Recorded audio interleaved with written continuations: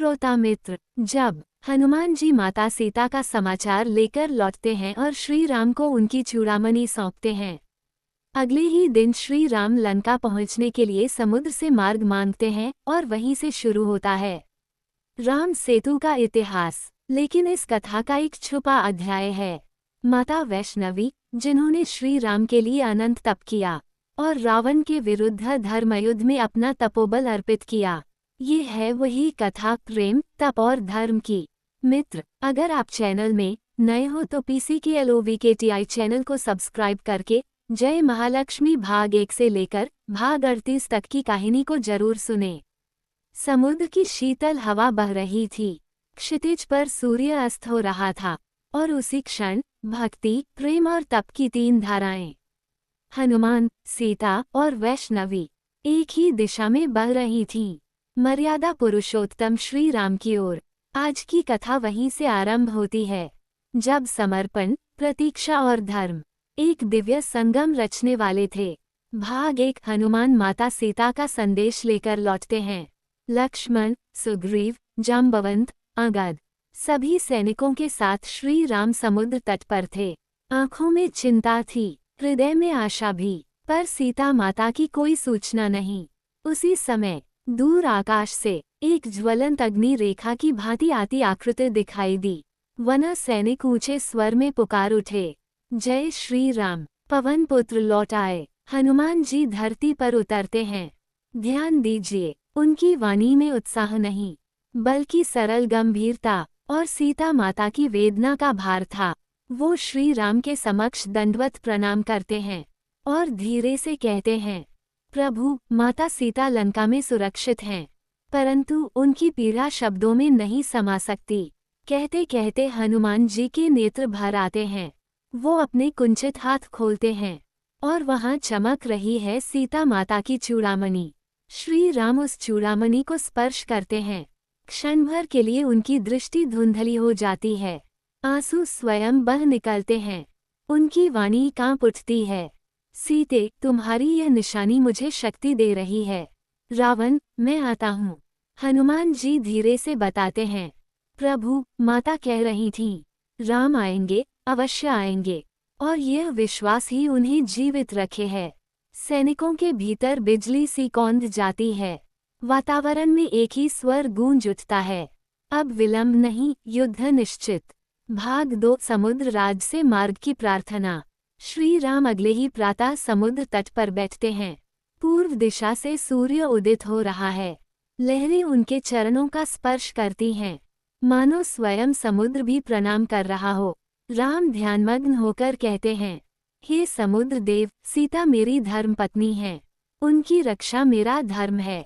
मुझे मार्ग चाहिए ताकि मैं लंका पहुंच सकूं। 3 दिन बीत जाते हैं, पर समुद्र मौन है। राम की दृष्टि कठोर हो जाती है। धर्म में कोमलता आवश्यक है, पर अत्याचार के विरुद्ध कठोरता भी। परंतु चौथे दिन समुद्र प्रकट होते हैं, वाणी में आदर और विनम्रता लिए। प्रभु, आप संसार के धर्म हैं। मैं मार्ग नहीं रोकता, किंतु जल मेरी प्रकृति है। सेतु बनाए, पत्थरों का, संकल्प का और विश्वास का, मैं उसे धारण कर लूंगा। ये वही क्षण था जिसने इतिहास बदल दिया। सेतु का निर्माण केवल मार्ग नहीं, अडिग विश्वास का प्रमाण बन गया। भाग 3। हनुमान बताते हैं माता वैष्णवी की प्रतीक्षा। समुद्र तट पर लौटते समय हनुमान जी धीरे से कहते हैं, प्रभु, एक और स्थान है जहां आपका इंतजार आज भी हो रहा है। वहां माता वैष्णवी तप में लीन हैं। आपकी प्रतीक्षा में राम रुक जाते हैं। उनकी दृष्टि शांत हो जाती है और वो कहते हैं, जहां भक्ति है वहां राम का जाना निश्चित है। हनुमान मुस्कुराते हैं, उनकी पवन शक्ति जैसे भावुक हो उठती है। प्रभु, उन्होंने केवल एक ही इच्छा रखी है, आपके दर्शन। भाग 4। श्री राम और हनुमान माता वैष्णवी से मिलते हैं। वन के बीच तपोवन, जहां न ध्वनि है न अशांति, केवल जप, धूप और ध्यान। श्री राम और हनुमान भीतर प्रवेश करते हैं। माता वैष्णवी ध्यान से नेत्र खोलती हैं। क्षण भर के लिए मौन, फिर आंसू, फिर मुस्कान। वो उठकर श्री राम के चरणों को स्पर्श करती हैं और जल से उनके चरण धोती हैं। उनकी वाणी हल्की कांपती है, प्रभु, मैंने वर्षों तक तप किया, आपके इंतजार में आज मेरा तप पूर्ण हुआ, मेरी साधना सार्थक हुई। राम अपना हाथ उठाते हैं और उन्हें आशीष देते हैं। तुम्हारा तप, तुम्हारी भक्ति हमेशा सुरक्षित रहेगी, ये भूमि पवित्र रहेगी। माता वैष्णवी कुछ क्षण चुप रहती हैं, फिर आंखें नीची कर कहती हैं, प्रभु, मेरी केवल एक इच्छा है, कृपा कर मुझे अपनी पत्नी के रूप में स्वीकार कर लें। पूरे वन प्रदेश में मौन छा जाता है, पत्तियां भी स्थिर हो जाती हैं, मानो हवा थम गई हो। भाग 5 श्री राम का उत्तर और तपोबल का दान। श्री राम की वाणी गंभीर और कोमल दोनों। वैष्णवी, इस जन्म में मैं मर्यादा पुरुषोत्तम राम हूँ, सीता मेरी धर्म पत्नी है, इसलिए विवाह संभव नहीं। वह सिर झुकाकर सुनती हैं, आंखों में आंसू पर होठों पर मुस्कान, क्योंकि भक्ति का अर्थ है स्वीकार। कुछ क्षणों बाद राम फिर कहते हैं, परंतु तुम्हारा तप व्यर्थ नहीं जाएगा।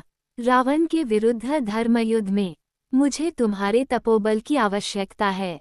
वैष्णवी के नेत्र जल उठते हैं, पर उनकी आत्मा प्रसन्न। प्रभु, मेरा प्राण, मेरा तप सब आपके चरणों में। वह अपना हाथ उठाती हैं और एक दीप्तिमान ऊर्जा जैसे उनके भीतर से निकलकर श्री राम के हृदय में समा जाती है। जंगल में दिव्य प्रकाश फैल जाता है, मानो स्वयं देवगण इस दृश्य के साक्षी हों। राम गंभीर स्वर में कहते हैं, धन्यवाद वैष्णवी, तुम्हारा तपोबल इस युद्ध में धर्म की जीत सुनिश्चित करेगा। भाग 6 सेतु का आरंभ और ध्येय की प्रतिज्ञा। समुद्र तट पर सांझ ढल रही थी, लहरें सुनहरी किरणों में चमक रही थीं, मानो प्रकृति स्वयं युद्ध से पहले की शांति बिछा रही हो। और उसी शांत क्षण में 2 दिव्य पुरुष लौट रहे थे, श्री राम और पवनपुत्र हनुमान। हनुमान के चरणों में अब भी लंका की धूल चिपकी थी और उनकी आंखों में सीता माता की वेदना का प्रतिबिंब। राम के हृदय में एक और माता की चूड़ामणि का भार, दूसरी ओर वैष्णवी द्वारा दिया गया तपोबल, और सबसे भीतर प्रेम की जलती ज्योति जो रावण के अंत का मार्ग बनने वाली थी।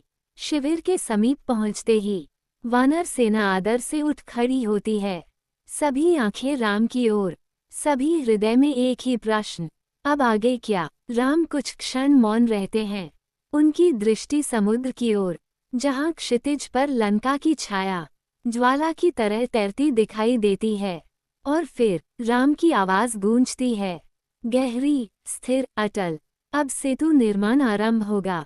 क्षण भर के लिए हवाएं थम जाती हैं, मानो स्वयं प्रकृति भी इन शब्दों का अर्थ समझना चाहती हो। राम आगे कहते हैं, हर पत्थर सीता तक जाने का मार्ग होगा। इन शब्दों में प्रेम था, धर्म का संकल्प था, और प्रत्येक युद्ध घोष भी। वानर वीरों के भीतर एक अग्नि दहक उठती है। जांबवंत अपनी मुट्ठी कस लेते हैं, अंगद की आंखों में चमक आ जाती है, और नल नील, जिनकी शक्ति से पत्थर तैर उठते हैं, अगले ही क्षण आदेश की प्रतीक्षा में आगे बढ़ आते हैं। पर राम यहीं नहीं रुकते, उनकी आवाज और प्रचंड हो उठती है, हर शिलाखंड अधर्म पर प्रहार होगा। ऐसा लगा मानो आकाश फट पड़ा हो, वातावरण में अदृश्य बिजली कौंध गई। युद्ध अभी आरंभ नहीं हुआ था, पर धर्म की जीत इसी क्षण लिखी जा चुकी थी। और फिर वानर सेना एक साथ गर्जना करती है। पहले स्वर जय श्री राम, उसके बाद जय माता वैष्णवी, और अंत में जय पवनपुत्र हनुमान। ये तीनों घोष सिर्फ आवाजें नहीं थीं, ये 3 शक्तियां थीं, 3 संकल्प जो सेतु का आधार बनने वाले थे। उस गर्जना में केवल युद्ध का उत्साह नहीं था, बल्कि भक्ति का स्वर था, तप का तेज था, और धर्म की प्रतिज्ञा थी। वो प्रतिज्ञा जो कहती थी कि प्रेम प्रतीक्षा कर सकता है, पर अन्याय को सहन नहीं। लहरें फिर उठीं, दीवार की तरह नहीं, सेतु के स्वागत में, मानो समुद्र राज स्वयं कह रहे हों, आओ राम, तुम्हारा मार्ग तैयार है। अब तुम्हारी सेना पत्थर नहीं, विश्वास रखेगी। जैसे जैसे रात उतरती गई, वानर वीरों ने पहला पत्थर उठाया और समुद्र में रखा। पत्थर तैरा और उसी क्षण सेतु का पहला अध्याय लिख दिया गया। राम ने धीरे से आंखें बंद की। चूड़ामणि, तपोबल और प्रेम तीनों उनके भीतर उजाला बनकर जल रहे थे। उनके होठों पर एक क्षीण मुस्कान आई, मानो वो मृदु स्वर में कह रहे हों, अब मैं आ रहा हूँ सीते। और समंदर की लहरों ने उस वचन को संग लेकर दूर क्षितिज तक पहुंचा दिया, ठीक वहां तक जहां लंका खड़ी थी। जब प्रेम प्रतीक्षा से मिलता है, तब भक्ति को स्पर्श करता है और धर्म संकल्प लेता है, तब जन्म लेता है सेतु। सिर्फ पत्थरों का नहीं, विश्वास का, बलिदान का और भक्ति का। यही कथा है। तपोबल, सेतु और वैष्णवी की प्रतीक्षा। कथा यहाँ समाप्त नहीं होती, बल्कि एक नया अध्याय शुरू होता है। जारी रहेगा।